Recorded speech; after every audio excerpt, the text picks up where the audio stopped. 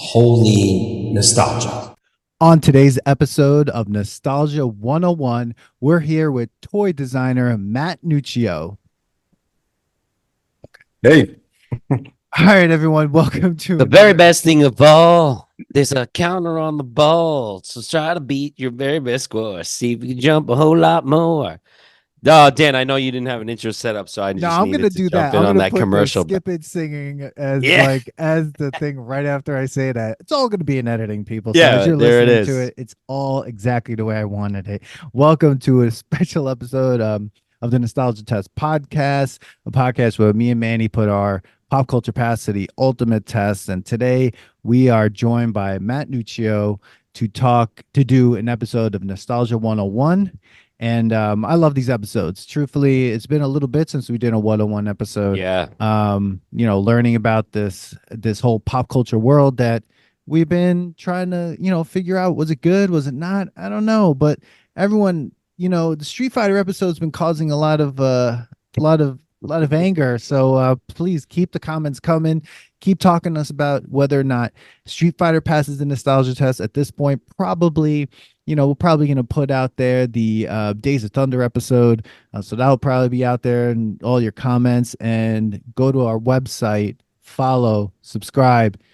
And if you're interested in booking the Nostalgia Test podcast for one of your events or as a podcast guest, it's on that website. Click the link and fill out the Google form. But yeah. Are we done now? Can shamelessly plugging? Yeah. I'm going to shamelessly plug Lithology again. We have another connection to Lithology. I found out Matt is a regular with Mary. Mary, our head bartender manager. She does bingos on Thursday. I found out he was a toy maker, designer. And I was like, oh, that's cool.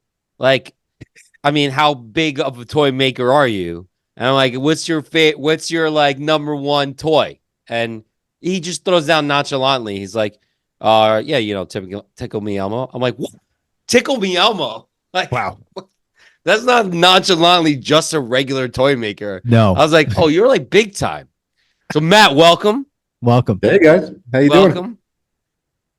I'm excited. I'm excited to learn. As soon as I found out that you make toys, I was like, I wanted to close down the bar and just sit down and talk to you and be like, Dan, I need to fly. I was like, close down the bar. I want Dan to fly here. I mean, the idea was that we were going to try to do this thing live, but it would take too long. I was like, we just have to get this thing going. Some other time when I'm in New York. Matt, first of all, introduce yourself. If there's like people, is there like, do you have Instagram? What do you do? Sure. My name is Matt Nuccio. I own a company called Design Edge. You can find us designedge.net. I'm pretty prevalent on LinkedIn, which is, not the coolest platform for social media, but it certainly works for me.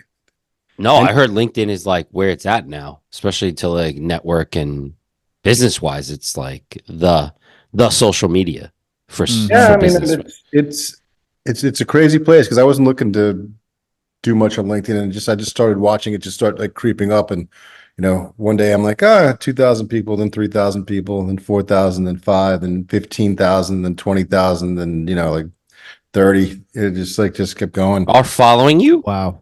Yeah, that's huge. Yeah. Wow. The brewery has 8,000. Like we just got to 8,000. Like that's crazy. That's awesome. I'm one of those 8,000 though. I follow you. Nice. And I sat at the bar and watched the clock thing. Are you and I unfollowed and refollowed because I just like watching it go back and forth. you are the part of the algorithm where I lose 2 and gain 5, lose 3 and gain 2. Like you're part of that. Jerry, shout out to Jerry. He's the one that does that too because he's like, I just want to see it flip when I'm here. So oh my god, that's funny. Thing. But actually, before we get too far on anything, I just have to ask you guys. You talk about Days of Thunder. Do you think it was right for Robert Duvall's character to tell Tom Cruise that those tires were going to get him around that berm at full speed? Do you remember that? Ooh, yeah. I mean, it made him win, so it's like he took a chance. Like, so the question is like, yeah, you think it is great because he did it, right? Yeah. He knew, right? So like, I don't know. Like, is that just like great management? because I'm you know your starting. guy can do it. Yeah, but we're starting to see a pattern in some of these movies. Like this is starting to happen where that happened in Days of Thunder. It happens in the new Roadhouse, which horrible movie, but there's no like actual openness of how violent the bar is. She just brings him there, Yeah. and it's like, yeah, help us out. And it's like lunatics trying to like kill everybody in the bar. And then recently, which the episode should probably be out now, maybe the Matrix episode.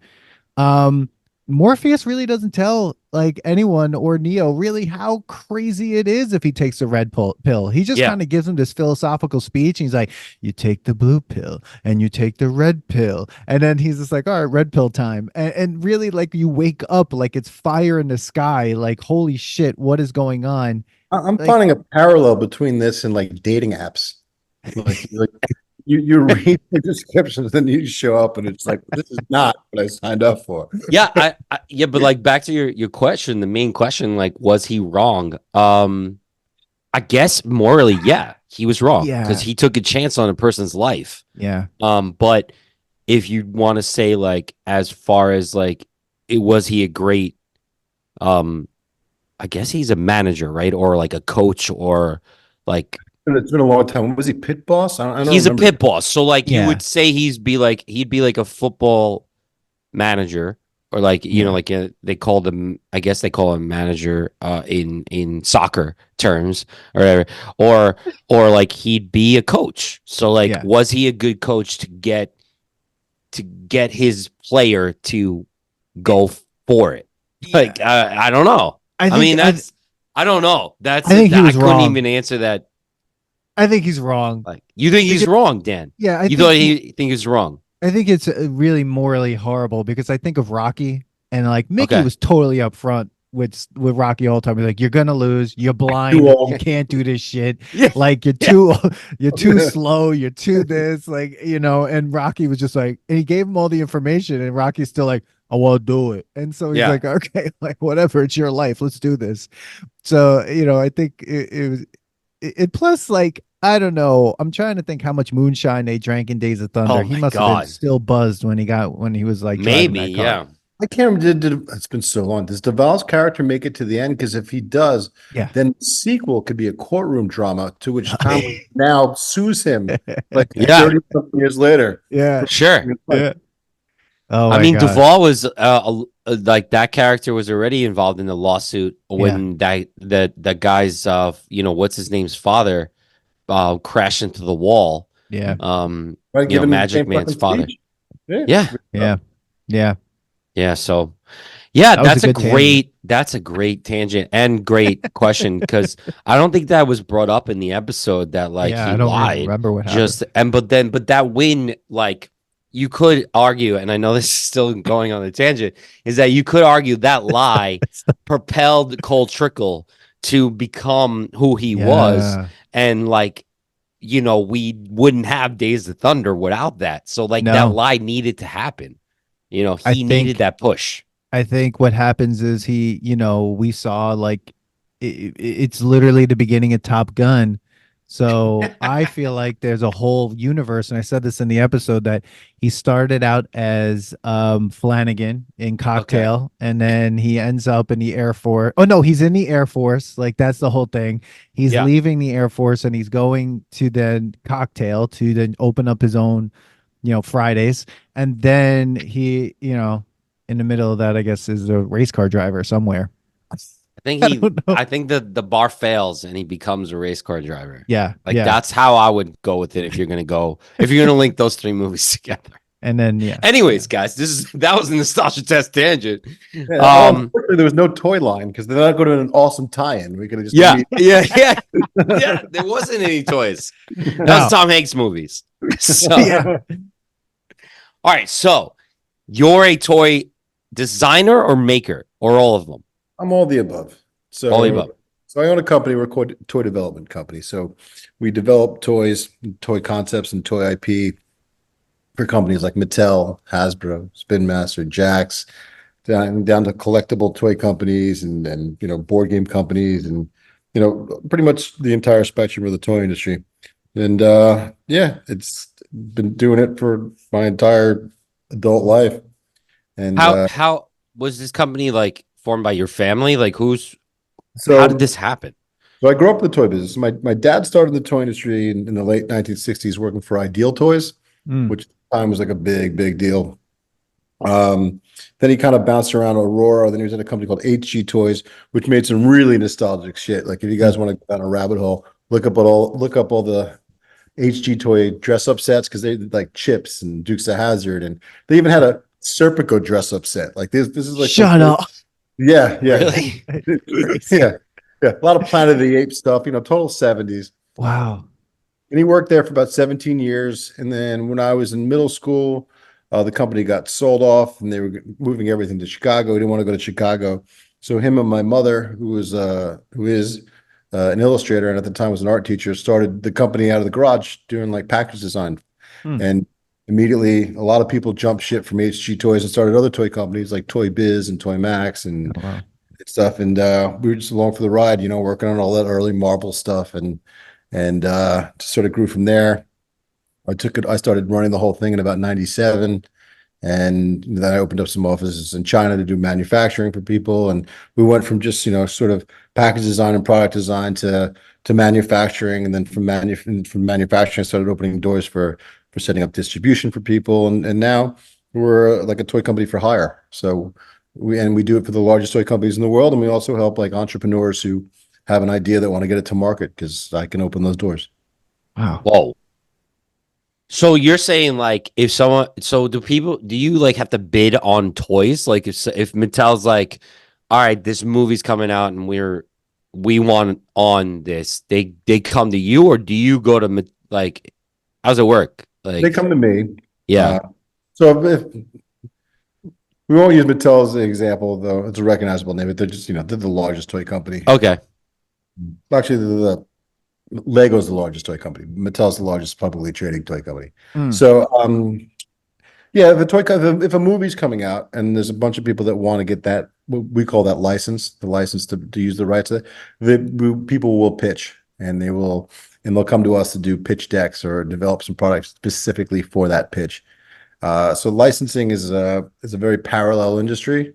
We do a lot of that too. And actually, in a couple of weeks in Las Vegas will be the licensing show, Oh, and wow. that's all the movie companies and will show their properties of what they have planned for coming out for 25 and 26, and we'll sit down and have meetings and discuss, what can work for in the toy market. And in some cases, producers will come to us and actually have us review scripts and see how we can make it more toyetic. So, Oh, wow. What? we'll change things about the script so that there's play there, there's play value. Like the best example I give, or the easiest example that people can understand, is if there's a character and a female character, and she's cool as hell, and she's got short hair, we might say, let's make her hair long because hair play is very important, and we can do a lot with hair play. So we want it so it can be created, or we can put things in it and Oh stuff. shit. Yeah.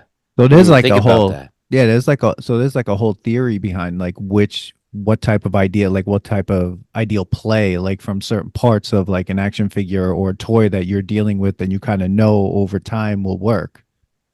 Yeah, I mean, and that's part of the success of something like Star Wars. It was just so toyetic. Everything about Yeah. it worked with toys. And obviously we all know that's success.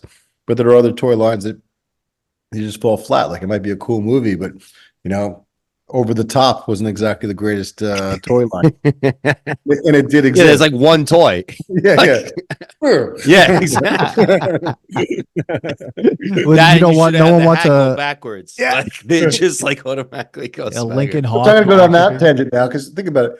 That whole time Stallone's like pissed. He's like, you never got the letters I sent your mother. Yeah. It's like you had a fucking truck. You could have driven to go visit your kid at any time. You didn't have to just write letters. Every time.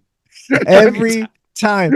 And it's We like, haven't done that movie. We've been wanting to do that for the longest time. and what's weird is Yeah. in that movie, it's just like, did she hide the letters or did her father hide the letters? There's a theory that like she did it or he did it. And I'm just like, no one ever looked in this closet ever at this like random bag. And why just hide them? Why didn't? Because the reality Burn is, that them. the letters they'd be like, garbage. I'm not even gonna read. No, they saved them still. It's Yeah, like, yeah, they still saved them. what? Like, only why thing- didn't they get thrown out? Just like, you get junk mail, you just throw it in the garbage right away. Or Like, just why? go to the post office and be like, if we get letters from here, return to sender. Like, done. Done. Return to Done. sender, which means return to highway. Yeah. Toss it out on the road. Route 9. But yeah. So like, all right. You told me one of your greatest success was Tickle Me Elmo. Yeah, well, that was definitely out the gate early on in my career. I worked on Tickle Me Elmo. That definitely like who came up with the idea though? Like your company or someone said it, and then you guys were like, all right, let's. It was brought, the mechanisms were brought to us from Tyco, who doesn't exist anymore, but you might remember Tyco RC. Yeah. Back in the day. They had gotten it as a mechanical monkey that sort of did this sort of stuff. So, we got it, and we were just really. I just went to town, just did a hell of a lot of marker renderings back before computers, and just drew dozens of versions of it in all different types of Sesame Street characters, and we just kept refining and refining and refining, and then just trying to figure out what the expressions would be and how how it would function. But in all these cases though, it's teams. I never want to be like I'm the I was Right. part of a team. Sure. A Super Bowl winning team that year. But, I was gonna say like, so is there like competition where like, obviously the best sold, you're like, yeah, phenomenal. Like, but you're licensing this to another toy company, or like you guys actually? Well, you said it was that was development, so that was just purely development. So Tyco just pay to play. Yeah. Yep, and then that was these things are done so far in advance. Like I didn't know it was going to be big. I remember like all of a sudden like it's all over the news. I'm like, hey, wow, I worked on that like a year and a half ago. Oh God, wow. Yeah. So it's almost like it's like a movie almost. Like it could get it like you make the movie and then it can get shelved for about a year until it comes out. Sometimes more. And so I never know like what's currently hot. People always text me around the holidays. Oh man, what are the hot toys this year? I'm like, that's like 2 years ago. Like I can't. And I can tell you what I worked on 2 years ago that I thought was super cool, and it might not have even made it to market. Really? Oh, wow. Yeah. Wow. Were you surprised at the success of Tickle Me Elmo? Like thinking back on it, like what it is and how successful it became? Yes and no. Surprise isn't the right word. Like elated, maybe. Like this is cool, right? Yeah. But I also, for some reason, kind of like I thought that was the way it was going to always be, because in the 80s and in the 90s, it was before the internet. It was before like cable news and everything. So you had three basic news channels, and they would literally just get behind some toy every year and call it the hot toy of the year. Ever since Cabbage Patch had blown up, every year they were trying to find like what's going to be the next thing, and they would really get behind, and they would sensationalize this stuff, and it would cause these mad rushes to retail for people to try to get the hot toy of this year. And that one was just like the perfect storm. Elmo was really hitting hard, and the mechanism was good, and it was a young age group, and it was lightning in a bottle. I just thought like that would keep happening. A few years later, we worked on Pogs. That was super hot for like 6 months. You had Pogs? Yeah, I worked on Pogs too. Yeah, you did. Yeah. We've been talking about Pogs forever because we haven't been able to get our hands on an actual set of Pogs. But I used to bowl for Pogs, like where you win in this bowling league and you got like 200 Pogs and you had the slammers. So you worked on all of that. Yeah, I remember that was going to be huge, and it was such a snap bracelet. Like it was just like, what the heck was that game? Exactly. And the crazy thing with Pogs is, so to this day, I'm still friends with the guy who owned that company, right? And we do dinner every now and then. We talk a lot. He would be great in your bar. But next time he's out in New York, I'll make sure I'll bring him by. He can tell you these stories. Yeah. But he told me, he's like, Matt, if you ever have a runaway success, he's like, pick how much money you want to make and then just stop there. Because what happened with him is they made like, I don't know the numbers, and I could be way off, but it was something ridiculous. Like he made like $40 million in 6 months.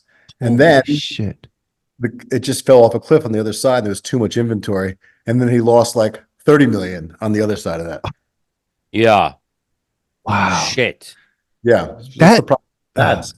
That makes sense though, because like I had Pogs and I understood them for maybe 2 weeks. And then after I was like, I don't know what's going on with these. The slammers were cool. Like looking at but that's what you bought it for. Yeah, you bought it for the visual. Like, who played the game? I played it once and I was like, wait, you just pick up. It was kind of like It was like jacks, like where you jacks. bounce Yeah. the ball and Yeah. you like Or trying to pick marbles. up. Yeah, or Yeah. marbles. Yeah, And I mean, it it's based on a Hawaiian like bottle cap game. Oh, really, wow. It was originally done with just bottle caps. Yeah. Wow. wow. Yeah, that makes sense. Like, so you get to talk to just inventors and thinkers, and you guys Yeah. kind of sit in a Very, room and be like, very creative community, very tight knit, small community of like Yeah. some of these guys are like absolute geniuses, and they're crazy, and they're the best guys to hang out with. I'm You sure know, we go that all, must be wild times. Like oh when yeah, you go to conventions, oh, yeah, like yeah, and it's not like Big Bang Theory. I mean, these are just like normal guys. Like some of these guys are just like just fun, nuts, crazy guys. They're just Yeah. like yeah, they're genius. A lot of them are geniuses, and most of them like already weren't even like toy geeks to begin with. They're just like super creative, and it's just Mm. like they're able to identify, trends and really just be forward thinking. Mm. So so it's interesting. So you went from like a figure, like I mean, Tickle Me Elmo was a stuffed doll that had like a mechanism in it, and then Pogs. Like, so you don't close your mind off to like any type of toy. Like it could oh, be a board game. Like, is a board game considered a toy? yeah, so let's get into board games, right? So then Yeah. a few years later, hold on a second. I'm opening a beer, but I'm not gonna show you what kind because you're gonna be like, you kicked I me out. ain't mad about it, bro. I'm a beer enthusiast. Like I'm fine with drinking any type of beer as long as you're drinking a beer. So it's fine. So I mean, I have Miller Genuine Draft in my fridge right now that I'm still thinking of cracking because continue my night of drinking. So so board games. So about let's see, a few years after that, we get to the late '90s. I get a call to go meet some guys in Manhattan who had just gotten the rights to a book that was just become a #1 seller, and they want me to meet with the guys. So I'm like, all right. So we go down, and then what's that book? It's 6 Degrees of Kevin Bacon, right? So so I meet with the inventors of that, who are a bunch of guys all my age, who were literally just sitting in their dorm room smoking weed all day, and got stuck in like a snowstorm. Kept changing channels, kept seeing Kevin Bacon, and called the Jon Stewart show when he was on MTV. Oh, wow. yeah, And they were like, we can prove that Kevin Bacon's the center of the universe. And they were also, that movie 6 Degrees was on. So they were like, they used that whole thing. And then they got Wow. on jokes several times. And they were on Howard Stern. And then yeah. and it just kept blowing up. And then they birthed a board game company out of that called Endless Games. And I became their development arm. Like I did like 95% of all their stuff for like 20 years. They just recently Wow.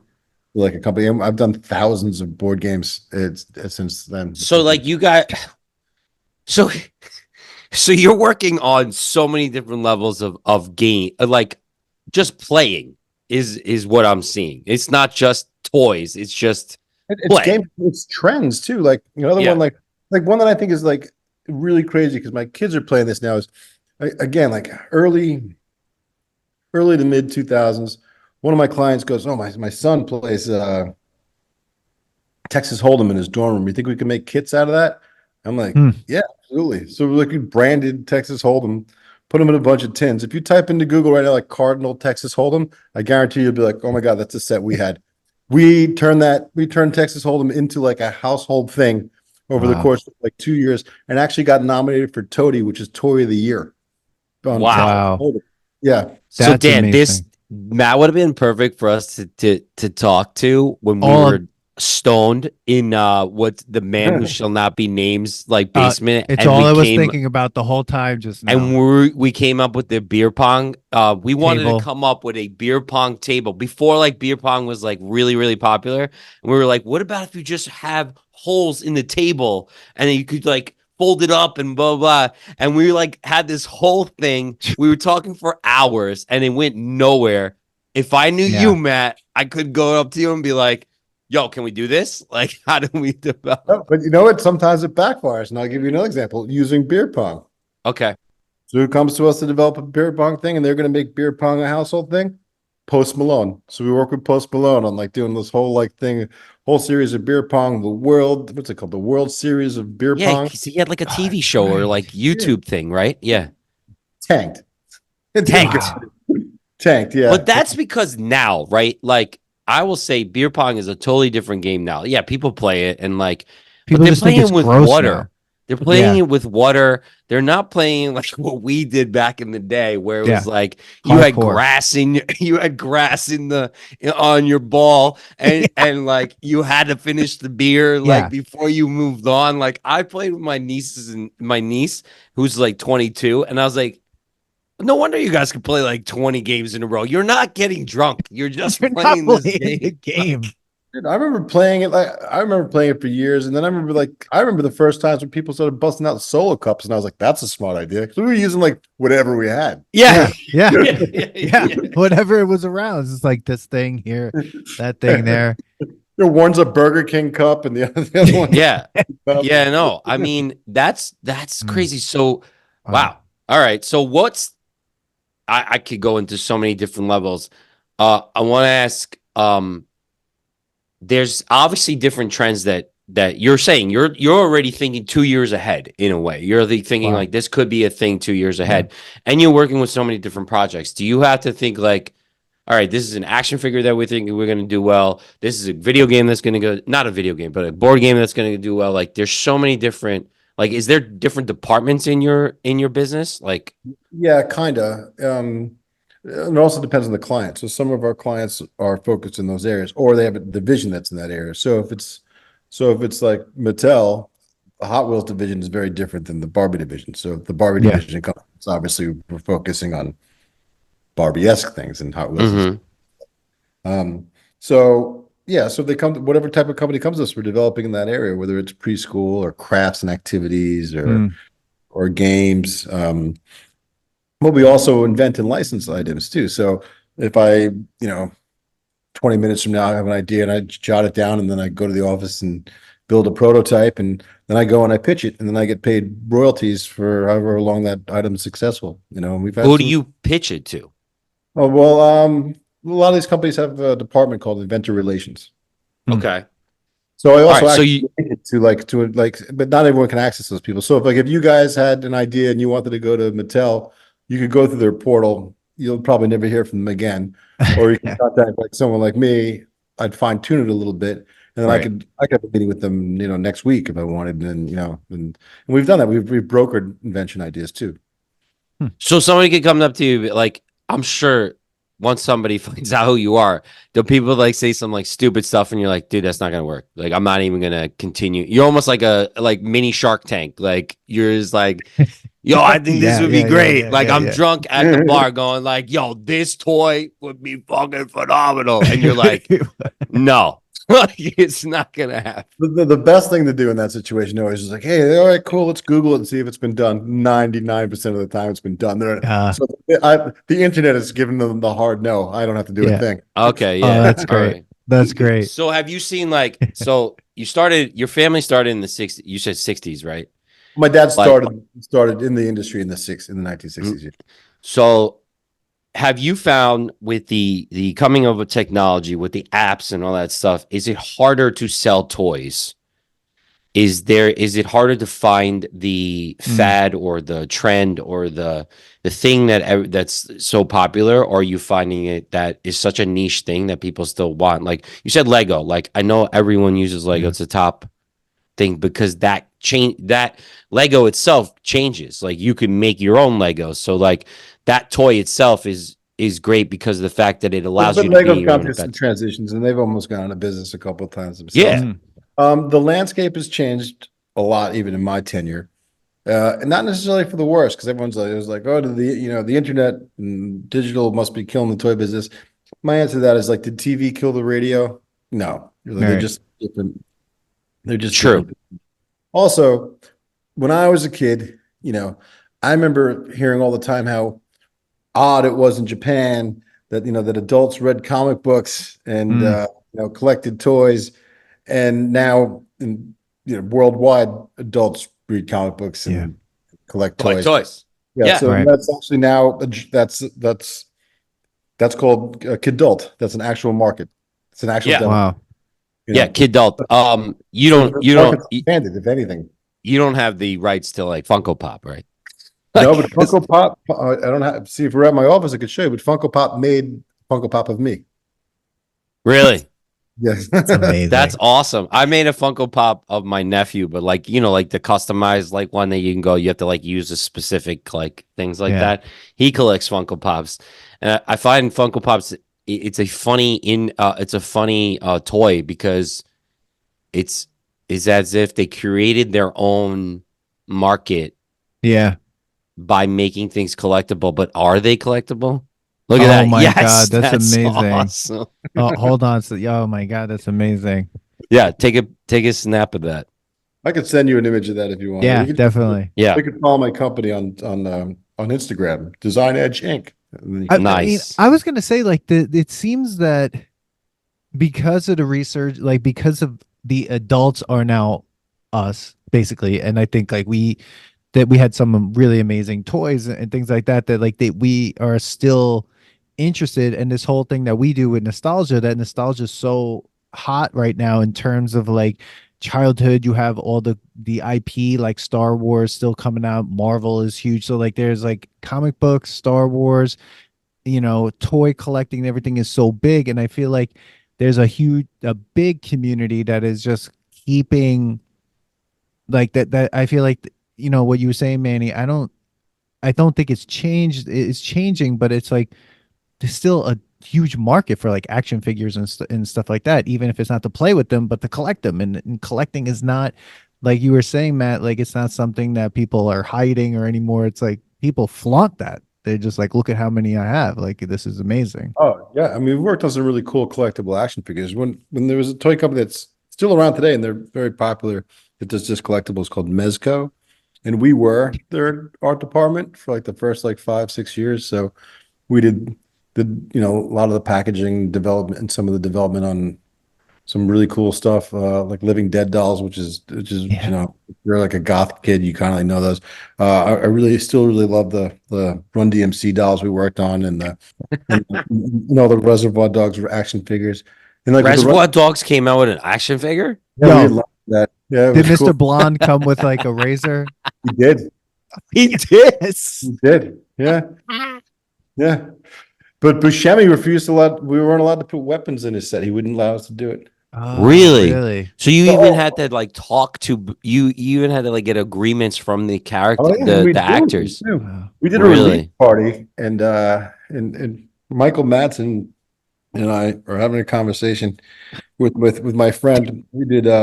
He's the 6 Degrees of Kevin Bacon guy. Just coincidence. I'm glad this is all Yeah. circling back. Brian Turtle, right? So Brian Turtle and I are talking to Michael Madsen, and you know, everyone's had a few drinks, and I remember like Brian asked Michael Madsen. He's like, "Yo, I love you in that movie," and he's like, "Reservoir Dogs." He's like, "Nah, Free Willy too," and then he goes, "Fuck you," and he just walks away. Yes. We just brought up Free Willy the other day. Oh Willy my too. God. He's Michael Madsen. He's had such a crazy, interesting like career. He goes from like cutting off the ear of some like, under like some cop and then like Free Willy too. And then writing poetry books. He's like a That's right. poet. Yeah. Yes. Him and Vigo Mortensen is like a huge like poet here in LA, like in Venice. There's a place called Beyond Baroque, and he performs poetry, goes to workshops, does all these things. Like he's just like so Yeah. into the scene there in Venice. Oh, So do, that's so do you amazing. find that you're also like being asked to like recreate old action figures like that used to exist and now they're like, hey, we're gonna come up with a new edition or whatever, and like Mm. do you have to like add to the action figure or like I guess create it differently? Sometimes there can be restraints because a lot of different, there's a lot more restrictions on materials today than there were Mm. today. Yeah. A lot of certain effects that you just can't pull off. Like as great as it looks, we can't paint the action figures with lead paint anymore. Like, Yeah. Yeah. Oh my Yeah, God. yeah, yeah. or little things like that. So yeah, but the the reissue stuff, like Reaction, right? That's Funko. They do some fun stuff, or they make some new stuff look like it's retro. Hmm. Yeah. Um, yeah, but yeah, there's always. I mean, there's something I want to tell you so bad, but I can't, but because I'm under NDA. But like, there's some cool Yeah. stuff. There's several things from the 80s and 90s that we're bringing back right now Oh, that are pretty darn cool. So like that's awesome. you obviously That's so get like also conversations with market researchers and stuff, right? Because you guys are all trying to get ahead of the game, which is crazy to me because you're trying to think about well, it's funny because you're trying to think about what the next trend is, but you're also gearing the conversation. Like yeah, you're like putting down the street to get there because like the reason why that becomes why Tickle Me Elmo became a fad is because you guys made it 2 years ago and then it got released and then then marketing turns it into that. But like, yeah, are you driving your own agenda or you're just thinking like, hey, this is what we're seeing, this is where we think it could go, and we're gonna try it out. yeah, Like, there's so much like It's all I'm like thinking about it as beer wise too. Like, we're doing the IPA and we're gonna try, like I'm trying to think about how you stay ahead of the trend, yeah, but you're also driving it. absolutely. It's like a well. weird thing. Hold on a second. It absolutely is. But there's no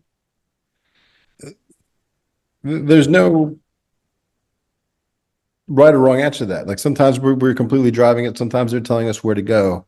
Mm-hmm. I'll be out in LA in about 2 weeks for an entire week at Spin Master in Studio City. Is it Studio City? Dan, No. go Yeah. meet him.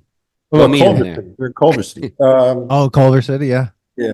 And just sitting in meetings for 4 straight days, just going over like all sorts of trends, everything from Oh, like, wow. what colors are going to be hot for next year to, what's identified to, be, the next big trend and whatnot. And sometimes it's dead on, sometimes it's not. And I have to do that with like 3 or 4 different major toy companies. And sometimes they're, simultaneously without knowing it, all pointing at the same stuff. Of course, I can't tell them that because we're all under NDA, but I can't tell them like, Yeah. hey, they Yeah. also said that too. You got to keep your mouth shut.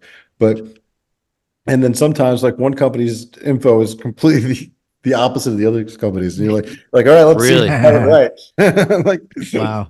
But you're gonna just take Amazing. on the client just to see like, hey, it might work out for one and not on the other. So I gotta be able to cover myself. Like, Yeah. well, they call on us, to get stuff done. I'm fortunate to be in a situation where we're respected. Then we're like Iron Guns. We're the A team. Yeah, really. Nice. That's all, and you're right on Long Island. So like, and you said you have a manufacturing facility in China, so you're So constantly I have flying two around. offices. Yes, I have 2 offices in China, and we manufacture all over China, Vietnam, India. We do some parts of Europe. We do some manufacturing in the U.S. as well. Wow. Yeah, no, So I'm What? all over the place. I've been on a plane at least twice a month since, I mean, wow. before COVID, it was nuts. But yeah, my son had me sit down a few years ago to figure this out. For work, I've been to 30 countries. Wow. That's amazing. You never think like these it's so interesting to kind of have this conversation because it's like it's it's a career path, but it's all it's this space in the world that like you don't get an in on, and knowing like all these how toys are kind of created and things like that, and just like the people behind them are like just people just having like have all these amazing ideas and like having a good time with each other, but also just like have a sense of humor about everything. Like it shows in the product, like when you think about it, like it's there. Like Tickle Me Elmo's funny in a way. I always feel It's like it's a weird. I'm in a weird business, yeah. that like not too many people do what I do. That's why I was like, what does this Mike guy do right now? Yeah. But it's a quasi rock star job. I always joke Yeah. it's like being a rock star, except for like there's no groupies and the drugs are terrible. Yeah. Yeah, because like I mean, you're like not in charge, but you're involved with a whole team with like Yeah. really pop culture. Like you said, Yeah. Tickle Me Elmo. What was like your next big thing that you did? I mean, it gets blurry after that, really. I mean, there's been so many things, and I forget them all the time. But we just got nominated this week for the Toy Invention and Design Studio of the Year by Play Wow. Creator. No way. Congratulations. That's Thank you. awesome. Wow. That's awesome. That's huge. And like another cool thing, like we were talking about, like my job's cool enough that like celebrities, when I meet them, want to talk to me about what I do for like 45 minutes. And Yeah, like, I mean, and then I get celebrities who pitch me ideas, and those are the ones I'm like, shit, Google that, see if it's happening. That's hilarious. Oh my yeah, like god. what's this? Like American Psycho. Can we make a can we make a toy Yeah, of I'm him thinking holding a preschool chainsaw? dolls. Right, yeah. So is Business cards that are embossed. oh my god, that would be amazing. That would just be oh Dude, god. I'm telling you, that would probably be a No, niche. that- There'd be people who bought that shit. 100%. Like they would go to Necromantic down the block from us, and they would all go there and buy that. Like That's it would amazing. be those business cards would be sold. Like it's One like of our no joke. hot sellers on draw a paint and drink day, right?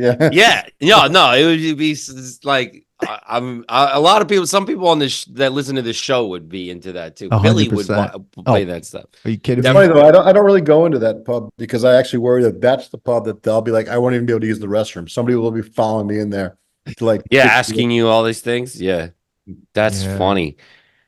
So That's crazy. with the onset of like all this AI talk, I'm a professor, so AI is always in the conversation at this point. Like it's all anyone talks about in with my colleagues, like AI writing and AI this is in the toy industry right now. How big is the conversation in terms of like AI and its use or its maybe collaborative usage? There's a lot of talk about it, and my favorite part about that conversation is usually somebody pitching me some great AI ideas that obviously have not fucking used AI. Like they just think that they have this vision of it just being Hal from like the Space Odyssey, and then it's going to be able to do everything and anything. I'm like, it's kind of like a one trick pony AI, for the Yeah. most part. It's listen, do I think it's going to evolve and become greater and greater? Yeah. And is it a new tool? Yeah, it's got to be cool to grow up in an era where you could, all this stuff's at your fingertips. But Right. you ever use it to write? I mean, if you teach, I'm sure any student's paper that comes in the word delve is in it 6 times, you know that it was written by AI. Yeah, it's Listen, crazy. Yeah. I've I made used that it for joke like with kids about caption. 5 times. I'm starting to use delve in my writing now. I'm like, damn it. Oh no, it's like you could tell like it's funny, like they'll write some like they'll use it and like I can prove and can't prove it at the same time. I'm just like, no one says in conclusion anymore, like Yeah. that's the AI or furthermore, firstly, Yeah. second, like I'm like looking at it and I'm like, okay. I'm like, but yeah, it's I'll like the use whole thing. AI for like caption helps in my posts for the brewery, and like right away, even my wife's like, you use ChatGPT for that, right? Like you could just tell because it just can't get your nuance of your conversation, like the way you speak. Like, I mean, what it does help me like cut time in half. Sure. Like, I think it's a great tool. Like what Matt said, I think it's a great tool. I think, Yeah. I mean, we've been using technology since we invented fire, so like it is something that can be used as a great tool. It is a one trick pony. I think if it's been proven to been disproven. Like it's like not to the point where you're just like, oh, I'm not really sure yet, like my father's scared to death of it because he thinks it's going to take over take over the world. But yeah, it's that one trick pony, and like I use it because I'm very dyslexic, and when I write stuff, I often leave out words or I can't figure out how to spell something. So I'll run it through and I'll be like, check for missing words or like or I grammar. don't allow it to rewrite what I do because I do write for a couple magazines and I do have like a certain prose that people find funny and it's entertaining. And I don't in that furthermore and conclusion guy.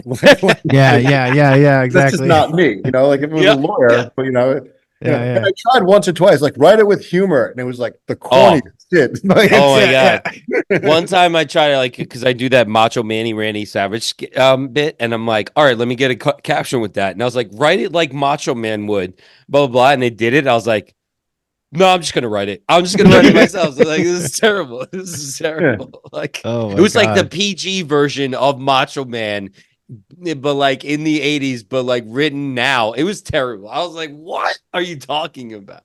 I mean, it's almost the equivalent of asking your mom to be cool, right? You know? Yeah, yeah, yeah. I like it. Yeah, I yeah. like that analogy. Yes, it definitely is. It definitely is. No, but I think it's a great tool. Um, what is your favorite type of project to work on? I was gonna ask that. Yeah. Um, my favorite type of project. I mean, I really just like the development. Just it's not even the particular type of project; it's the particular part of the project. Mm, Really, I love getting like startups up and running, and just like getting like some guy that there was no way he was ever going to get to market on his own. Like all his product developed with proper margins and proper scaling and everything about it's ready for retail that any retail buyer, if they like, it's not going to have an issue with, mm, and just getting it built and set to go. That's Yeah, and that doesn't make it. I don't care if that's a plush doll or a board game or an action mm, figure. you just like It's got the to be whole. cool. Yeah, but I got a lot of people who pitch me that too, and they want me to help them do that. That becomes trickier. That's harder than the inventing thing, although that there can be their inventions, of course. But I only have so much bandwidth, mm, so I really have to be particular about like when people come to me with their ideas that want to launch it, because like that's a lot of time and that's a lot of their money, and I can't just be like yes to everything because all that work, and then if the item sucks, there's no money to be made. mm. Yeah, you don't do any apps or anything. You're just strictly physical. Yeah, for the most part. I mean, we do some like, handheld digital stuff and, Hmm. some crazy stuff like that. But when I work with app developers, but Mhm. the app market's weird, and Yeah. it's become like a false paradise. Everyone thought there was gonna be so much money being made in apps. It's now like a commodity. It's like, Oh yeah, yeah. remember when app games were all the rage? I mean, Yeah. okay, I'll give you another thing that we worked on that was like a nothing that became huge. So there's a small app company that had like 10 employees, like pitching their concept around to everybody. Nobody took it. Nobody. It's my one friend gets a job at a small toy company. And we're talking a small toy company. Uh, and it's like it's so small the owners can't even like afford to give him like a real salary. So like we'll give you like a huge back end just to do it. Mm. Sure. He signs this deal. What was that up? What was that app? It was Angry Birds. And it went No. that company went from like 10 million to 400 million in like 2 years. And we were Yeah. doing a big chunk of the development and manufacturing for them. And then Holy there was a cow. movie, wasn't there? Like a whole A Angry Yeah. Birds movie. I mean, movie. there. So do you jump on the Jesus. marketing of that too? Because like, not only does the development and the actual thing of it, like you're talking about different types of market. You're like the Angry Birds had the game, right? So then they came out with the movie. Then they had the dolls. Like there was so much behind that. Just like you ever hear of I'm sure you've heard of like the Toys That Made Us when they talked about like Teenage Mutant Ninja Turtles. It's like Yeah. what comes first, the toy or the cartoon? Like, oh, we have this toy, we need to make a cartoon to sell it. So like, are you involved with that as well, or is just like, Well, I know the Ninja Turtle guys. Kevin Eastman's an interesting guy. yeah, He was living in Rockville Center for a while. that's this is crazy. This is it's, Yeah. so you've Then been that involved in like basically our childhood. Like was, that's like uh, Pogs, Teenage Mutant Ninja Turtles, Tickle Me Elmo. Did you skip it too? Like what the fuck? I think I was Tamagotchi. at the same party I was telling you about with Reservoir Dogs. I believe Kevin was there, and I remember being in the restroom with him, and I think he oversaw what happened. He was like, "Wow, he's a dick." I mean, I think that was the actual thing that happened. Oh my God, that's hilarious. Oh man. Um. Yeah, so like, so you're not involved directly with that, or do you bring up like, hey, we should develop a show around this or a movie or? Yeah, yeah, yes. Yeah, well, I'm actually in production of a TV show right now. I remember you said that, which I want to bring up in a little bit, but like I was just thinking about like every project you work on, like, are there marketers behind you while you're developing this thing, or is like does it get developed and then they go to Um, marketing? Sir. Depends on the type of toy company that it is. The Okay, big ones, it's all in parallel. It's in parallel. it's already thought Yeah, about. yeah. A lot of it's baked pretty early on. like they're not even signing that deal until they know they've got a clear path in every direction, including, how is this going to be? I mean, if you're a giant company like a Mattel or Hasbro, like they're not just thinking like, how is it going to be successful on shelf? It's like, can this be franchised into a movie or into a TV show? Will this work as a clothing brand? It's got to have so many avenues of things. Well, smaller toy companies really just focusing on, getting their board game well known. They'll develop Yeah. the game, and then we'll bring in some marketers or some social media people, or to get them some Some credit. traction or whatever. You weren't involved with Magic the Gathering, were you? No, I No. can't love that, but no. Oh, I love that game. Dan love that game. Or Fucking love Pokemon. it. I want to Like, like start playing again. There's like places here in Los Angeles that they're still playing. They like have game room. Like I just am like, All I know is Jesus. they've changed some rules, and I know a lot of adults that are incredibly angry. Oh, really? So they really? changed some rules. Okay. Did So you we got were you involved with like Uno and Uno Attack and Uno, like every Uno card ever made now? Uno, I love Uno. number one selling game. Yeah, I wish. Yeah, right? What's this thing? I think I've done Uno related products. Like it wasn't necessarily Uno itself, but it'd be like a Uno stationary set, or things like that. Oh, okay. So a lot of Got these it. brands, like sometimes we don't work on the core product, but we'll work yeah. on like ancillary stuff. You know. Yeah, there's some games that we even talked about on previous episodes, like the board game Crossfire, and how ridiculous that game really was because when it looked cool on the commercial, and my cousin had it and we used to play it, and it just always got jammed, or the things got caught in the corner, and I'm like wondering now, I'm like, did they really figure, like, did they think about how long were they playing it but testing it? Because it didn't work really at all. Like it didn't work. That thing Well, it didn't never work. worked as well as the commercials, especially in the 80s. The amount of enthusiasm in those kids' faces, no matter what they were playing. Oh Yeah. yeah. Yeah, exactly. In that commercial. And then if you lost, I think in the commercial you die in You the die. commercial. You spin away. You spin away. You're like, In fire. it was a dystopian future. Crossfire. There's a It was game. like Manny crazy. said he never wants to put Hungry Hippos to the test. He's like, that game No. is trash. Well, I The love game that. is trash. The game, when you're really playing, you're like, okay, like, what are you really doing in that Oh game? man, I'm gonna loop that And over Matt's and gonna- over again. But Matt's gonna go like, Matt's gonna be like, I invented the game. Like, I'm not just more concerned about Dan looping that imagery. yeah, I that's the think one my that's worst oh, I finally don't care. Go ahead. that's gonna go viral. That's the one that's finally gonna get our podcast like popular. Yes, exactly. Well, one of my worst fears actually would be like to be horribly hungover and someone be like, "All right, we're gonna play a marathon of Hungry Hippos." Yeah. No, terrible. Oh man, Have that's you funny. so do you get like, so you have kids, obviously. You were talking that you have a son. Like, do you get the games and like have them play it, or like just do you have like a whole room set of just like toys that you've made that you're like, yes. Well, I mean, I have these I have a whole studio, obviously. So Yeah, our main office is in Bethpage over on the Gold Coast Movie Studio lot. which So, I'm coming to at one point. Yeah. Because I wanna infiltrate this studio. Yeah, but my kids like games. Actually, I think they like games more than I do, which is great. Really. Yeah. It's funny because like people will be like, "Oh, do you drink beer all the time?" I'm like, "No." They're like, "What?" I'm like, "I drink wine and bourbon." I was like, "If you make something all the time, you get sick of it." Like, it's not that I'm like, I don't drink it. I just don't drink it all the time. Like, so I'm like, I'm sure you're like, I don't want to play with this thing. So I saw how it was developed. Okay, I don't want to deal with it right now. I want to deal with it.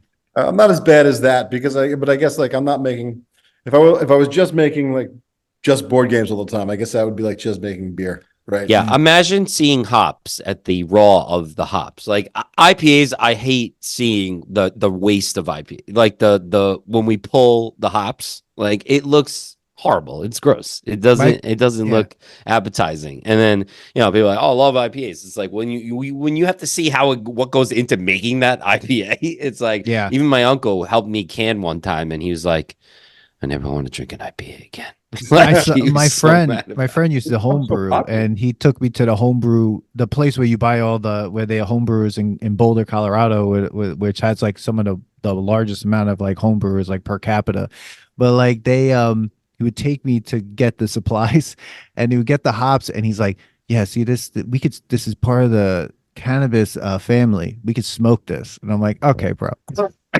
It's just like relax yourself. But like he would go there, like they would let him, like this is all pre-pandemic, so his Mhm. hands are in there and you're allowed to like touch everything and stuff, and it was just crazy. But yeah, Yeah. he'd make beer. It was Yeah. really awesome. Crazy. No, so where were we at this conversation? Oh, you said that you're in development of a TV show, and I know we talk about this. Yeah. I'm excited about this thing. What's the Are you allowed to talk about it? Yeah, I can talk about it. The press release had already come out. So it's called Toys of Our Lives. We built a really funky set on an old the old TV 55 CBS studios out in Melville, which is cool. And it's all very Saved by the Bell retro like Nice. set, which is cool. And I'm gonna sit down with celebrities and talk to them about the toys that they grew up with and how it influenced them to become who they are now. Oh, Amazing. that's awesome. So you haven't have you already interviewed some people already? Like We've got a piloted couple it? of interviews. I can't really talk about that just yet. It's, in the can, as they say. I just spent a day at FAO Schwartz filming a bunch of stuff there as well. Uh, Wow. yeah, we got, That's quite, awesome. I'm actually meeting with a real big time movie producer in a couple of weeks, sitting down that they want to get involved because which really up the ante because I'm, maybe get some A-level celebrities, but maybe not. Right now, I keep joking, and my friends find this, but I'm like, what kind of celebrities again? I'm like, it's kind of like those cooking shows you watch, and you're like, next on our show is blah blah blah from CSI, who plays the assistant district attorney. Like, But sometimes that's even better because then it's more about the Yeah. toys. I yeah, mean, yeah. obviously Yeah. you'll get more eyes on it when it's like, like Hot Wing ones. Like they started out as like small celebrities and like, like B minus C plus celebrities. Yeah. And now, Everyone's got to start somewhere too, though, right? yeah, Like, exactly. wouldn't you like to like watch an old episode of Hot Wings and see and seen like like Brad Pitt before he was Brad Pitt? Yeah. Yeah. No, yeah, it's awesome. Yeah. Um, so speaking of that, so you're talking about you get to interview so they bring up the toys that they've played with. Are you bringing up specific toys that you've made, or it's just like No, I mean it's not it's not based on a your half hour company? commercial about me. No, it's Yeah. about them. You Mm. know, Okay. we've got some some cool, and the stars are all types of stars. They're athletes, comedians, YouTube stars. It's across the board. So not That's just cool. the district attorney from CSI. Which I probably because of this statement they'll hear this, and I'll probably the booking agent will call me like, "Thanks, Matt. Fucking CSI just backed out." Yeah. Yeah. What's what was your favorite toy growing up? There we go. Crossbows and catapults. Mm. What was that? That So was like a set. yeah, you built walls, and then you had crossbows, and you had catapults, and you would lunge like stuff and shoot things through to destroy your opponent's side. It was out for a very short window because it was pretty much just projectiles, like shooting into kids' faces. Yeah. One of Yeah. my favorite toys growing Oh, up that's was amazing. the pizza shooter Teenage Mutant Ninja Had it. Turtles. Mhm. I Mhm. remember I used to go to my friend's house and we would right now I'm thinking about how small that room was, but we would shut the lights off and I would be running back and forth and he would just be shooting the pizzas at me going back and forth like you talk about projectiles like that thing was Have you crazy. seen Wait, so I'm looking at crossbows and catapults. So it looks like it like a board game sort of thing, or was it like like a board game kind of? It was just like a set them up, knock them down sort of oh, thing. that's amazing. It looks great. Yeah, I mean when you're like 8, it's amazing. You know. Yeah, yeah. Oh my God. Yeah, I remember I had the pizza thrower thing from Ninja Turtles. I had um the Skeletor's castle. Skeletor's castle had that like that microphone in it that like you could speak into, which was unbelievable. And then my dad took the mechanism out because he wanted to like put it near the door for Halloween, so he destroyed my toy. He did a lot of that shit. He would Thanks, destroy, Dad. yeah, he would destroy some of the toys to like make other things or make me sell like the old Batman mobile and at garage sales. He's like, "Oh, you're never gonna play with that again," and then like it's gone forever. You know, like Talking about like voice, vocals and stuff. So my dad being in the industry when I was a kid, I would sometimes get products before they were out. oh, so cool. And He-Man particularly, I got a whole set of He-Man figures. And then, a few months later, the cartoons came out. I remember being horribly disappointed at Skeletor's voice. Yeah. Not what I had thought he Yeah. was. Yeah. Another cool one was I had gotten to see the test pilot, the pilot, which was unreleased, which was they used to sell the whole program for Thundercats. So I watched the entire pilot, and I actually had it at home, watched it, loved it. Also, the same thing for Willow. I got to watch Willow before it was even in theater. And I remember Thundercats. I was obsessed. I'm like, this is the coolest thing I've ever seen. And I was telling everyone I knew, and then nothing happened for like a year or two. Yeah. And people started telling me that like I was full of shit. I made this thing up. Like in general, like I would tell people like my dad designed toys, and they'd be like, bullshit. Like kids could be like, my dad's an astronaut. They're like, cool. Your dad's an astronaut. That's pretty sick. How about you? My dad makes toys. Whatever. Fucking liar. Like that's the thing no one can believe. Like astronaut down. Yeah. Like astronaut. Makes total sense. Okay. Yeah. Okay. Yeah. Your dad doesn't make toys because you would be a millionaire. Like, like that's probably what they're like thinking about. Like, and why don't you have every toy in the country? Like, what are you talking about? That's funny. So it only came out a year and a half later. Like, I mean, basically, I'm sure it could be Googled, like when it first went into development. Like when the first airings started happening, and then see when were the airings in the U.S. because they might have been aired in Japan for like a year even before it even came here. Sure, yeah, wow. It wasn't like Power Rangers. I found out was like we all know Japanese show. They bought that was super smart. They bought the show from Japan and they just reshot the scenes that were live action with the teenagers, and they just replaced all the Japanese actors with American actors, and they just reused the. And they dubbed it, right? Fighting scenes. Yeah, the fighting scene. I was like, wait, what? I found that out recently, and I was like, hold on, I knew it was dubbed, but like I thought it was made fun of that way, and I didn't realize like, oh, so every scene of like the action scenes is all the original scenes, and then when it was the acting when they were out of costume, we'll just shoot a scene and we'll make it up. Like we'll just say what they're saying. That is hilarious. Like no one even knew what was happening. Wow. The only thing that was cheaper than that was Voltron, which I think they had like 7 stills of just like faces just like shaking for like 10 minutes, like screaming. I love that show. Dan loves that show. He brings that up all the time. Yeah, Thundercats. I've said so. I guess in the U.S. it aired first in 1985. It said. And the first season was 65 episodes. Yeah. Wow. Christ. That's crazy. Wow. So I probably watched the pilot while they were still making those 65 episodes. And it's a 2-part pilot. It was like a 2-parter. Like, I mean, I watched it in one continuous thing. I mean, I guess when it aired back in those days, they were going to play like a 2-hour episode or 1 hour cartoon. It probably just like half-hour episodes for kids. Yeah. For kids, like what kid is going to watch for 2 hours? Oh, but in the 80s, that was all the time. They'd be like very special episode, and then like last time on Different Strokes. Yeah, that's right. Yeah. That's true. That's true. That's true.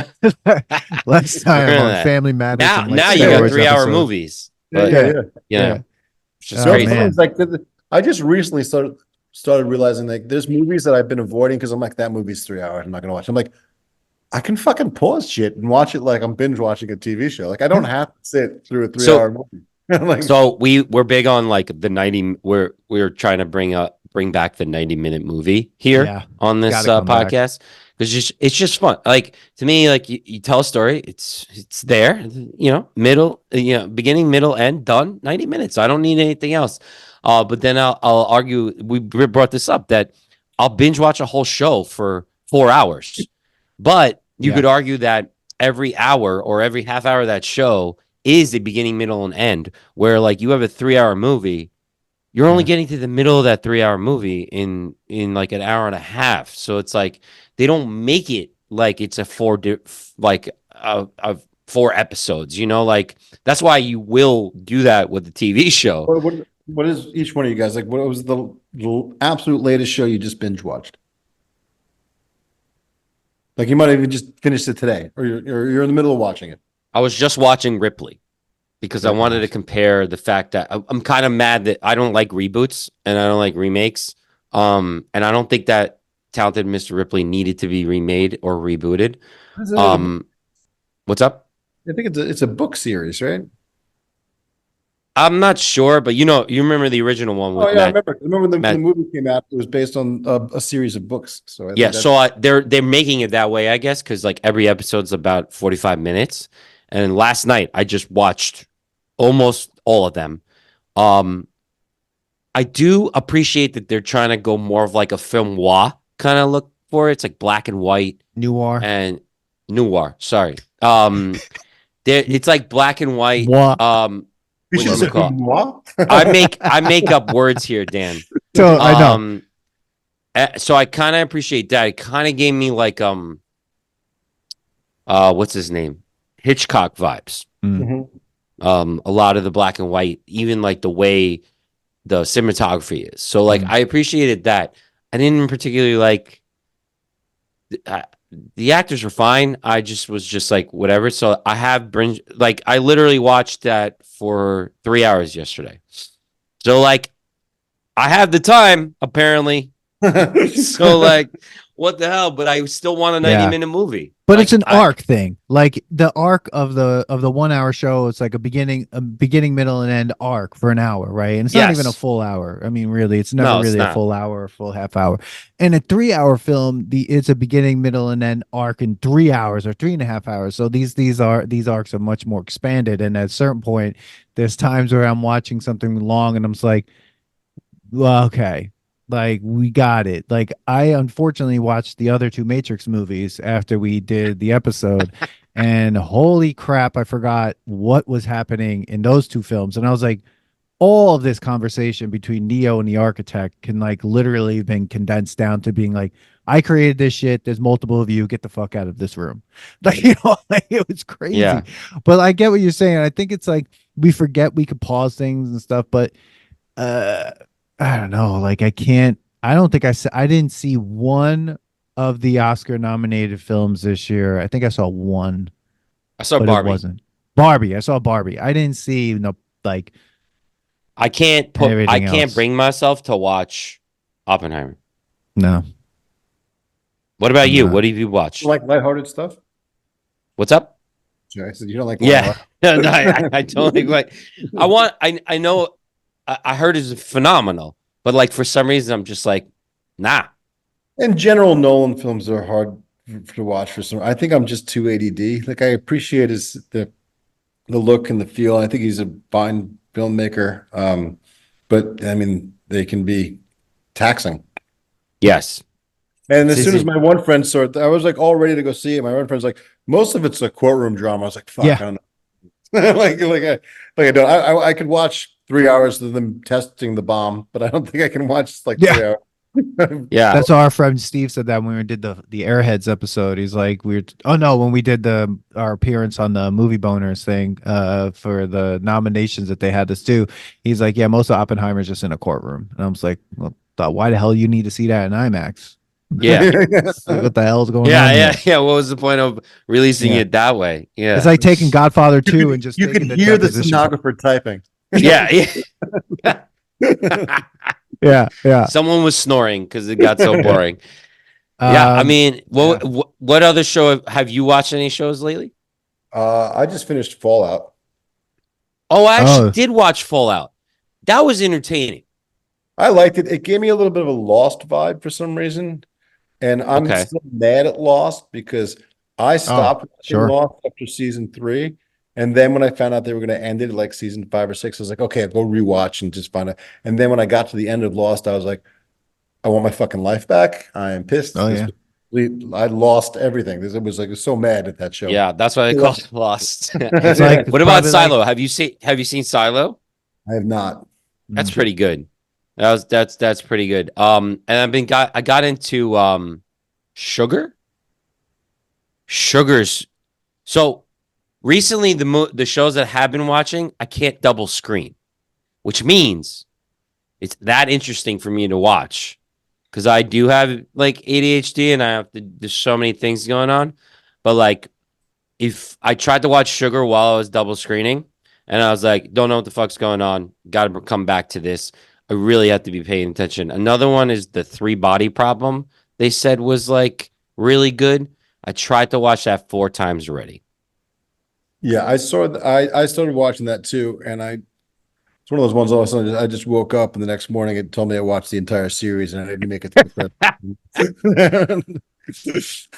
But that is interesting. So all right, Fallout. I definitely agree. All right, let's get back. We went on a tangent. Sorry, Dan. I know. Yeah. I know. I love it. Matt's great to be on because his brain goes everywhere. Oh, no, and this is not. I absolutely. understand. I think you got to have this kind of brain too to be like a toy developer because you have to go from. In my thing is like you're working on a board game here, you're working on action figure here, a doll here, thinking about how long their like hair is and stuff. I'm actually when you talk about it, I think about the movie Big.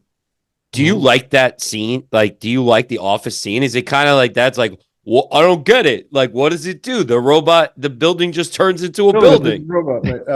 Yeah. The funny thing is, like, that's the big joke between me and my toy inventor friends. It's all like, how many people go, like, oh my God, have you seen the movie Big? Yeah. No idea how many people ask us. Like, sure. Of course you've seen it. Of course you've seen it. Yeah. Like, nope, never heard of it. No. I've actually a handful of times done the never heard of it, and people fall for it. Yeah. Side note, just to go more ADD, one of my favorite things to do is to Canadian people is when they tell me they're from Toronto, I tell them I never heard of it. Oh my God. Dude, my cousins would be so mad. They're great. From Toronto. They're from that being said, I love Toronto. I just it's just fun to That's funny. Oh my God. But like to digress though. So like my studio, I've got a team, I've got a whole bunch of people and they're all working on different things. And I think my ADHD is exactly what keeps it going. Cause I'm literally like, sitting down with one guy, like figuring out how to correct the articulation on on a horse, then running over to some girl who's like illustrating like a play mat and like, adjusting things. And then, there's somebody else who's trying to figure out how to make a toy cash register look different. Yeah. That's crazy. Oh, that's so amazing. like, so is it, so in the movie Big, is there a lot of, is there parts of it that job is kind of like testing toys and stuff? Like, is there a person who tests toys and stuff, or is it just like? Well, first of all, that was filmed at the Hasbro offices in Manhattan that no longer exist. Now, if you go to that building on 23rd Street, it is Home Depot. Mm-hmm. Next time anyone in New York City, if you're on 23rd Street and Home Depot, you are where Big was shot. Warehouses are now developed. No, dude, it's so weird. I just like my brain just went to that Mitch Hedberg joke where he's like, "Why is there a Home Depot?" I was like, "I just need to go to the apartment depot," and I'm like, "Why is there a Home where I don't Depot have to in fix Manhattan?" Like, what the fuck? Where I don't have to fix shit. Can you imagine someone just walking down the street with like 2x4s? Like, I just purchased all this A plywood. Home Depot in Like, the middle of Manhattan. Like, what? I love Mitch Hedberg. Dr. Soul. I would have bought that shit from a Mr. Soul. Yo, he rest in peace, Mitch Hedberg, man. One of the classics. There's a couple of guys that came out recently that I've been checking out that are kind of like his vibe. Yeah. We saw me and Dent saw him 2 weeks before he passed away. Which thank God. I mean, I want to say I was glad I saw him. I was glad to see him live. It was probably one of the best shows I've ever seen live. So rest in peace, Mitch. I was a huge fan. I remember when he died and being like pissed. Yeah. Somebody told me and I thought he was lying. I was like, no, it can't be. I just saw him. Like, no way. I slapped him 5 and everything. I made him do the throwback. What am I supposed to do? Throw the ball back to Jimmy? Like, how much fun can you have in an above ground pool? I steal one of his lines often when people are like, hey, Matt, you dating anyone? Like, nah, but I know a girl gets really mad when I say that. Yeah. I always say, like, I'm like, people are like, what did you say? I'm like, I mumble a lot. Yeah. So when someone can't hear me, I say, that tree is far away. Yeah. It's funny. I just referenced that to my father, that exact line. That tree is far away. I hear music as if there's any other way to take it in. Receive it. Hey, man, I wanted to taste it. It did not work. Here's a photo of me when I was younger. Like aren't all photos of you were younger? I used to do his Here's jokes. a photo of me when I was older. Where'd you get that photo? I used to do that shit when like I was living in Colorado and I was like doing my MFA there and I would like read at poetry readings and everyone there was like super serious. So we're like, oh, we're doing poetry and whatever. I love being a poet, but some poets need to like loosen up. So the first thing I would do is stand at the mic and do a Mitch Hedberg joke, and to crickets, to no one would laugh, and I'm like, all right, okay. So now my first poem, and they're like, what is happening? And I'm just like, Well, dude. you're like with a piece of paper, like, I used to do drugs and I still do drugs. Oh my god, it was so funny. People So had my no friend idea asked me if I wanted a frozen banana. I said no, but I wanted a regular banana later. So yeah. Oh man. All right, Okay. so So we have a few toys. We can do you want can we do a little lightning round or yeah, so a couple let's do things. it. So I sent in an email like and if you could say anything, like if you can't say anything about a certain toy, I guess I get definitely let us know. But I can talk to you about any toy, yeah. just So there was a toy that we did in an episode called The Animal. I don't know if you knew what the when the animal going is. gets tough, the animal. Yeah. The animal, nothing can stop. The animal, We- and like had claws that Yeah. came out. Yes, Yeah. like Galoob. Yeah. Yeah, my cousin had one of those. also It made was super Micro Machines. dangerous. Very They did? dangerous toy. Same company. Mhm. Did you own this thing Yeah, I know, but my friend did, and I was jealous of the animal? of the animal. Yeah, yeah, because we like set up a whole bunch of sticks in his backyard, and then we're like thoroughly unimpressed when I couldn't make it across all of them. Didn't they come up with like I remember like going to try to find new batteries. Maybe the batteries are dead. Like we thought, the guy? They're like, Dad, I can make this better. Let's make the claw. Like the claw's better. We watched the commercial, and on the commercial, the actual toy gets stuck in Yeah. the commercial. They cut it's it. So They cut it bad. though. Yeah.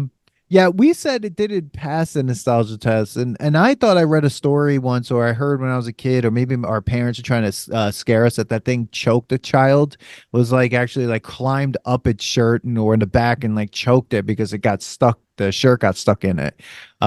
It definitely is not a toy that I think worked, and I don't know. And they did remake it, so I don't know why they remade it, but. Oh yeah, I don't know. I never heard the story about someone get. I've heard a lot of horror stories about recalls, and some of them true. Yeah. The worst was for your listeners out there. Mattel made a plastic like spring action rocking horse, which you've probably seen. Yes. Around. So the way it was molded, the parting line was on the saddle, but one little boy was riding it. The parting line snapped, so down with the saddle, his balls dropped into the hollow part of the No. yeah, and then came back up. Yeah, yeah, that's a true story. You can actually, yeah.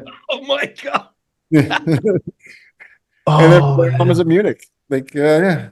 Oh, so like that's another thing. Like just to like before we get into the other tests, safety protocols have gotten different than when you started, right? So like there has to be like that's a huge part of it. Yeah, like choking hazards, and that's an episode unto itself. yeah, and rightfully so. I mean, I feel if any industry should be regulated, I'm like it's like you can have your opinions about guns and drugs, and I'm pretty whatever you want to do about that. But toys, I feel like need to be regulated because we're putting them into children. Yeah. Oh my god! I mean, yeah. I guess you wouldn't think about like how a child uses a springy horse, and be like, yo, how bad it could actually get if they're using it in such like an aggressive motion and stuff. Yeah. Oh my god! So Dan, I think I would say that animal doesn't pass the. So Matt, if you don't know what the test goes, the animal does because like when the going gets tough, the animal like this the commercial.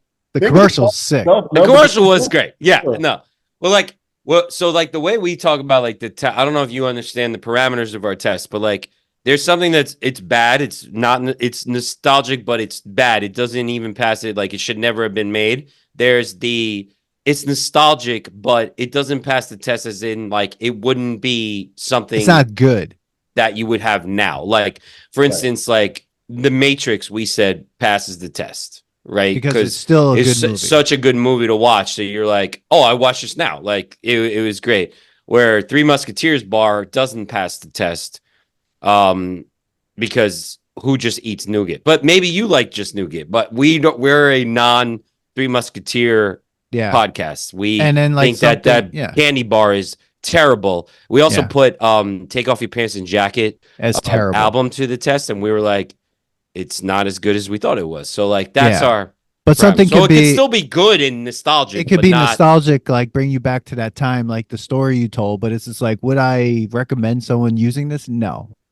I get what you're saying. I'm going to look at it from the viewpoint. I was like, would I bother to get involved in a relaunch of it? And you're right. I don't think it would really.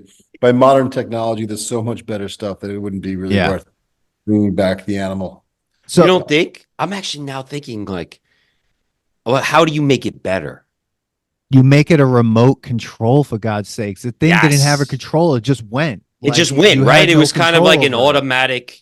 Yeah, you just pressed it on and it kind of went. And you just like it just remote control would be cool. Do you do a lot of remote control stuff, man? We used to do a lot more of it. That industry is gone. Really, very high end or very low end. There's no in between. Yeah. So there are two I would put together that I put on a list: Skip It and then the Pogo Ball. Both of Pogo Ball is what they call it. Yeah, I remember that.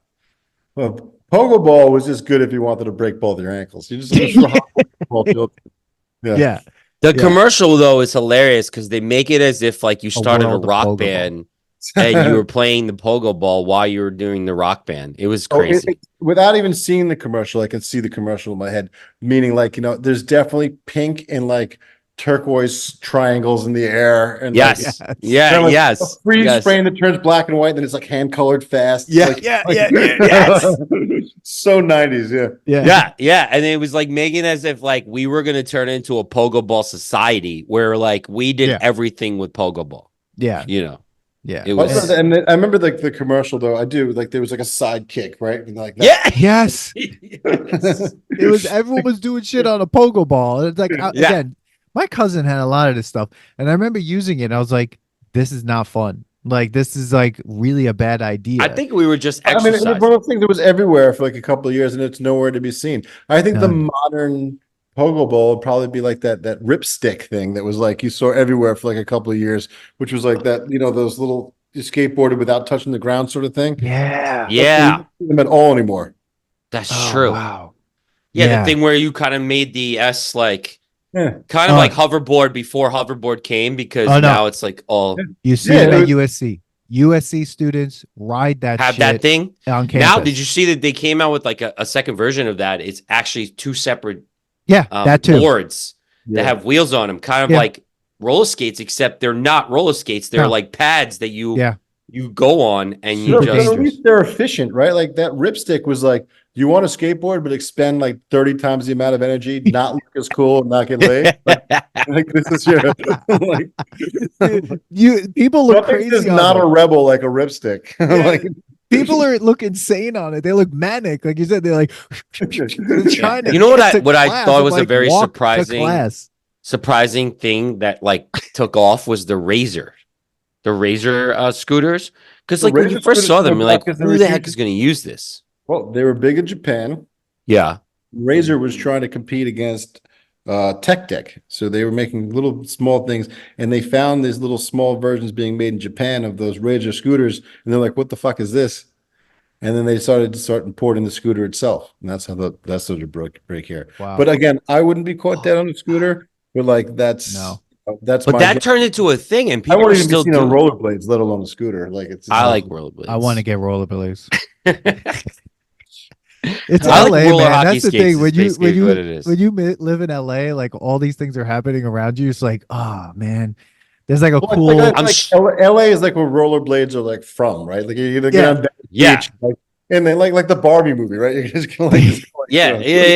Like, there's a skating company. You can just walk outside and it's nice enough to go rollerblading. Like in New York, it has to be, you only get like 3 months to do that. And it's not even that. I'm just like the old drunken dude on the longboard. That's yeah. All right. It's not There even you that. go. The aggressive skating has come back here in Los Angeles. So like people are like have a new aggressive skates. There's a What you store, mean with like sole plates and everything. the Yeah. thing in the middle and stuff, Yeah, yeah, like yeah. the They make plates them to way better grind, the now. grind plates? There's been like a whole thing, yeah, because like skateboarders and rollerblades didn't get like there's like a whole documentary I Oh, watched I was on a it. hardcore. I mean, like I got skateboards all over my place. Like, Yeah. Oh, okay. We got a rollerblader hater here. Okay. yeah, okay. Okay. All right. All right. You got But yeah, I don't know. I really want to. I don't know. I'm like, I'll die on a skateboard, but on rollerblades, I have a better chance of not I breaking my neck, actually probably. I tried an ollie for the first time the other day in a while. My nephew who's like 10 just got a skateboard. I'm like, these are still in? Like people are still really Oh, really fuck yeah. Skateboards are going pretty hard on serious. skateboarding? And ollieing is like one of the first things that these kids learn now. Like my youngest son went through a big phase of skating. He was dropping in on balls and ollieing, but couldn't like tic tac or do a 360. And I was like, those are the first tricks I learned. So like the priority of like trick completely Yeah. changed. Nobody was Yeah. ollieing when I first like ollieing was like a mystical thing like nobody knew how to do in Yeah. like the late 80s. It was like, Yeah. Yeah. Now people are doing Crazy. like 540s. yeah. It's All just right. like, all right. Skip it. Skip it. Yeah. God, I've met the Belgium guy who came up with that. Yeah, I like like Yeah, the guy who came up with skip it. yeah. Oh, I know a lot of these guys. What did the prototype look? Did you see what it looked like? No, I mean he Like, did it in like the 1960s, and he's much older than me. I mean, I don't even know if he's still around. I mean, I haven't seen him in years. But yeah, I think Skip It's still like a viable toy. I think that passes the test. There's some little girl somewhere in a driveway that's been colored in with chalk doing Skip It like as we speak. And there's new yeah. ones. There's like Yeah, they're better new ones ones. now Yeah. that they used to make because the ones we made that we were talking about are like just all plastic. They cut up your ankle and then like Oh, as soon it's as that thing terrible. hits the ground, the counter breaks. But Oh, now it's all digital and like more rubber based. I'm Some of the hoping that the new one has like it can go on your Apple Watch. Like the counter goes yeah. on your Apple Watch. It should. It Yeah. should. Like you should bring in the technology Yeah. of a Bluetooth. Stop giving to that. ideas away. Like we give game show ideas Well, away. I'm We're giving it to giving Matt. Matt, series come ideas up with away. come up with a This skip it. podcast, if we start, if we These are most people's inventions to me are things that like they're almost people like they'll take any average toy and they want to add sound or they want to add lights or they want to add an app that does something like count yeah, the yeah, most. yeah, yeah, Like, yeah. they're Yeah. the most common things that people come to you. All right. I'm just thinking Skip It is a great toy. Keeps your kid first of all, Skip It and Bop It are exercise toys. That's what these things are. They're like let's Bop let's it. let's not Pull Bop it. It, but Pogo Ball. Pogo Ball and Skip It I'm good are friends with the Bop inventor. really? Oh. Yeah. Dude, that thing was crazy. That Oh, yeah, thing. he did really well on that. And yeah, he's one of the guys I've traveled the world with. We play guitars and we've been in bands together. Yeah. Do you know the Simon guy? I don't know the Simon guy. That's way before my time. But yeah. Simon. Simon's one of Love my Simon. favorites. I love Simon. Let's do Classic one more. Simon is Yeah. awesome. Let's do one more, and then we're gonna do the Rocky. I know which ranking. one you're gonna do. Which Go one? ahead, Dan. So, Matt, what about Furby? Yes. So Furby. So I do know the guy who set up that whole deal, Richard Levy, and they made such a ridiculous amount of money on that, Adam. It's insane. There for a few years, and they might even still be doing it. He was chartering a plane, and they would land in a different place for every meal for like a Jesus week. Christ. This is like a whole world. This is crazy. You are talking about rock stars. Like this is insane. Like this is like watching that Beanie Baby movie. Like that's how popular that's how much money like He a made fad a can get Furby. you. Like a Furby. I have a friend who was flat broke, and then like 6 months later was like a multi-millionaire of a Zoomer, that robot dog thing. Yes. And he's like the complete opposite. Like he still looks like he's homeless. like and like yeah, like we'd be hanging out in Venice and people are trying to hand him money. It's like Oh my God. That's That's amazing. So crazy. Furby was that. I mean, I knew Furby was that successful, but thinking about the money like that, like charter, that's crazy. That's Dude, unbelievable.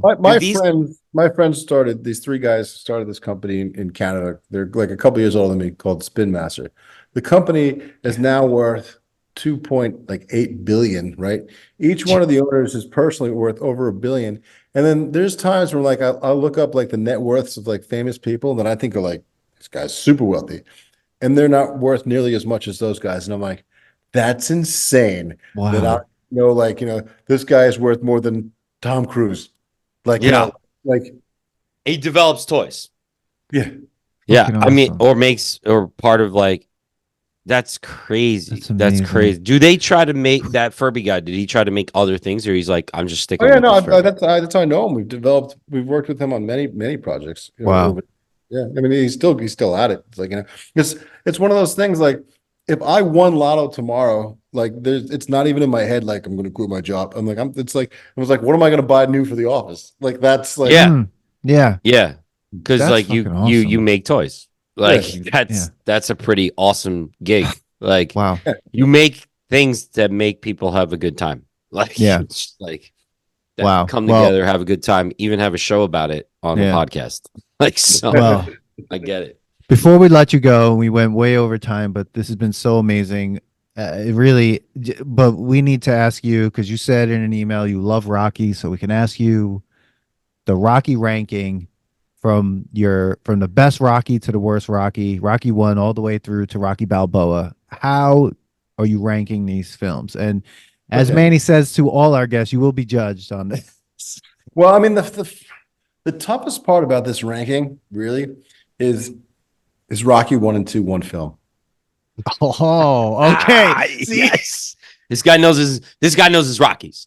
This Right. guy knows his Rockies. Because, yeah, It's I we're mean, not counting it as that, but it is. like technically they kind of are. yeah, So then in which case 1 and 2 would have to be numbers 1 and 2, in my opinion. Because Rocky itself, that's Rocky isn't the best Rocky film, then I don't know, then I can't agree with you. But I would go, but I'm not gonna, but my favorites, let's just go in a particular order, would be 1, 1, 3, 4, and Balboa, right? And then I put Rocky 5 should just be removed out of the canon.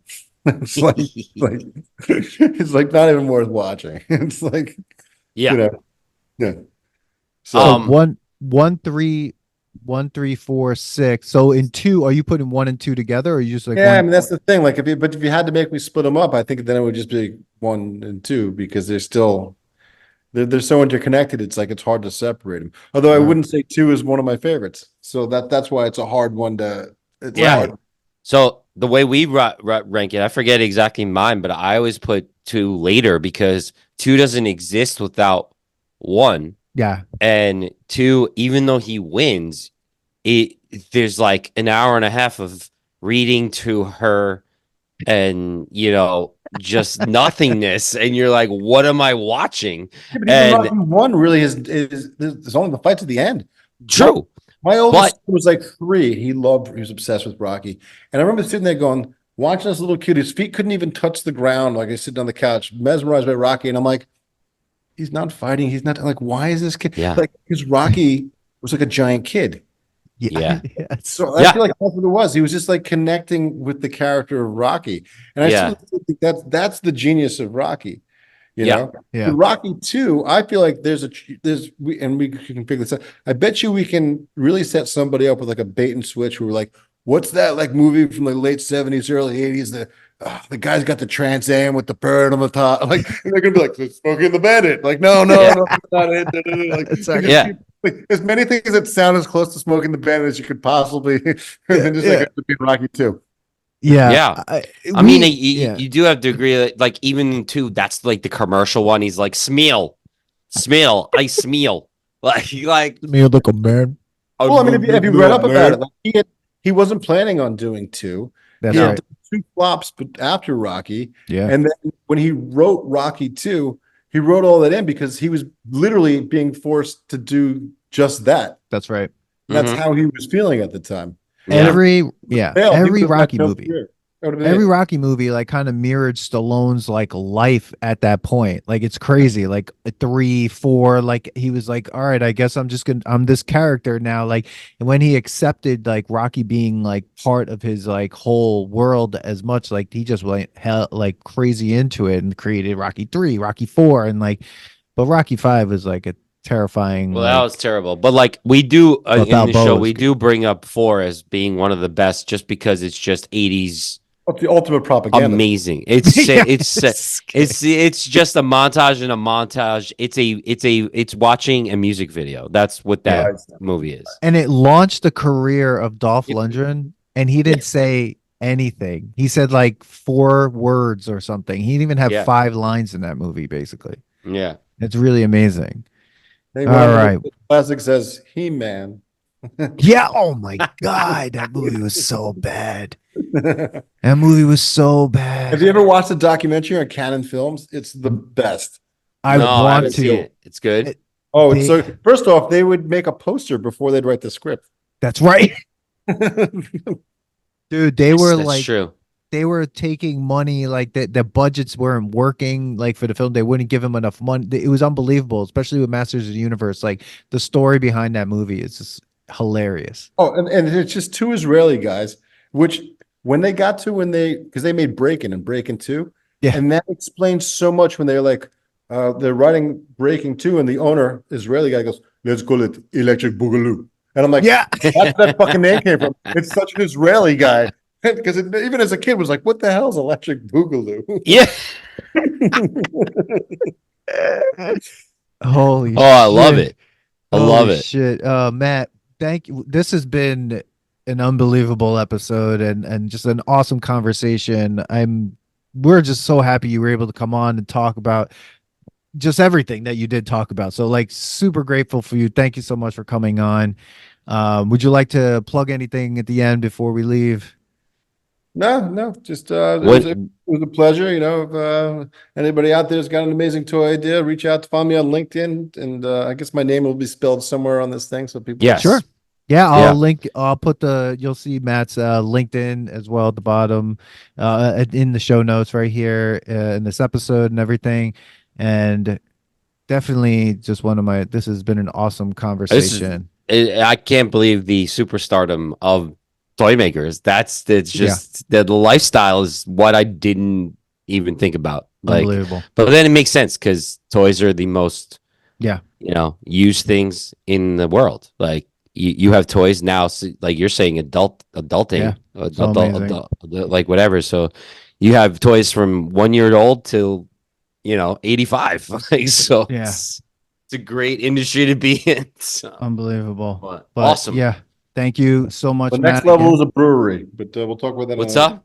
The next level is to own a brewery. No, don't do it. Don't do it. Continue doing what Don't you're do doing, man. What you should do is come up with a game called Brewery, like a board game where you have a Brewery. brewmaster going through the thing, and then like a pump breaks, and you have to Most fix of it that. would all be and cleaning. then payroll has to be paid. And you make it like totally not fun. Like is it a drinking game? No, it's not. You can't. It's drink- not. It's not. It's owning a business. It's owning a business. Yeah. Most Putting out 80% of fires it all day. Yeah, 80% of it cleaning. And then Yeah. Yeah. It's like Game of Life, but for brewers only. Yeah. Oh my God, everyone, thank you so much for listening.